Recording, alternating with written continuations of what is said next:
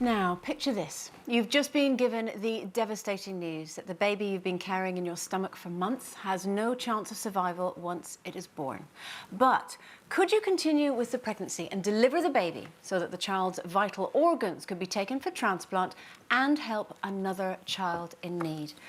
It's just such a horrible situation, a terrible dilemma, isn't it, It Jane? is a real dilemma, and it's, as ever with these stories, it's really complicated. So you've got 7,000 people on the transplant list.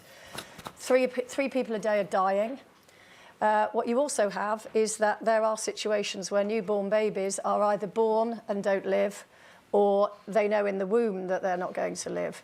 And what doctors, or a certain doctor, is saying is that maybe these organs could be used to save people on the list. And actually, babies' organs can be used for adults as well. They have a good long-term prospect. But, of course, the other side of that is the emotion around the fact that, I mean, there's a condition, and I've written this down because I must say it properly. It's called anencephaly. Yeah. And it can be diagnosed at 12 weeks in the womb, and it's a brain condition, which means that the child will not live. Yeah. And some parents have offered to go to full term with the baby so that the other organs can be used to save people's lives, which I think is an incredible thing to do. Now, the NHS want us to stress that this is extremely rare, organ donation in young babies, and that no mention of it is made by the medics. It has to come from the parents, so there's no pressure at all.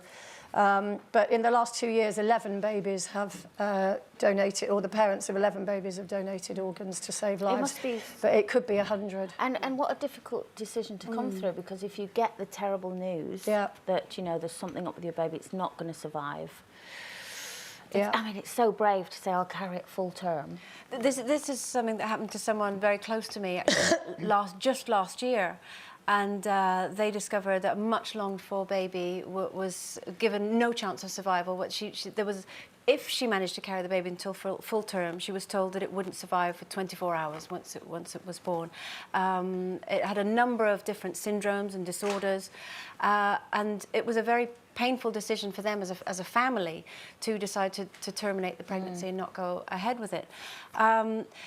It is the kind of thing, in every family, in every situation, it's completely unique. But with many mothers maybe not knowing that this is an option, could it perhaps be that in some way they could feel that some good had come out of this pregnancy, so that another child could live even if theirs didn't?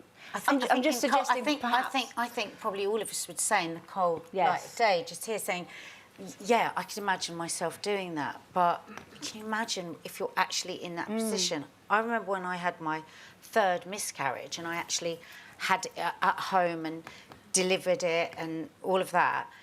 I was just not right in my head. I don't know what would have happened if somebody had come and asked me at that point, because I was just so strange. You know, I actually kept it. I was about 4.5 months, just past 4.5. I actually kept the fetus in the freezer because I didn't want it to go anywhere. And that was, you know, they were talking this big, because there's that connection, that sort of lioness still comes out. I wasn't able to do anything, wasn't able to protect. I can't, you know, I'm not ready to let go. In fact, eventually we had a burial for it, and that was really, you know, that was really good. So I actually think it's really good to discuss this, because I didn't even know that you could do that. No, I think it's a very recent. So I think once you've actually had a baby, or actually going through that, you're not in the right state of mind to be able to say. I think it's very important to have that distinction, though, that they don't ask you, because I think it's good for us to talk about it, and maybe for leaflets to be in the hospital so that you can make an informed choice. But if they could ask you, which they don't, it would put intolerable extra pressure on you, because if you're diagnosed at 12 weeks, what do you think of it in that moment with that condition, and to make the decision to go full term when you could actually have a termination at 12 weeks. And I think as well, whatever decision that you do come to is yours and it's personal to you. And I think that don't feel any guilt whatsoever if you decide to terminate the pregnancy or to go full term, because nobody knows what goes on behind closed doors. It's your decision. If you've enjoyed that, then why not click here for more? And don't forget to subscribe by clicking here. so that you never miss out on the best Loose Women moments. Well, all I know is that when I got pregnant with Lauren, so she'll be 33 in April, so probably 33, 34 years ago, there wasn't all the information that we've got now. So I did smoke when I had Lauren. I didn't know, and obviously I look back at it now and I'm disgusted that I did, but at the time, you didn't know of the dangers.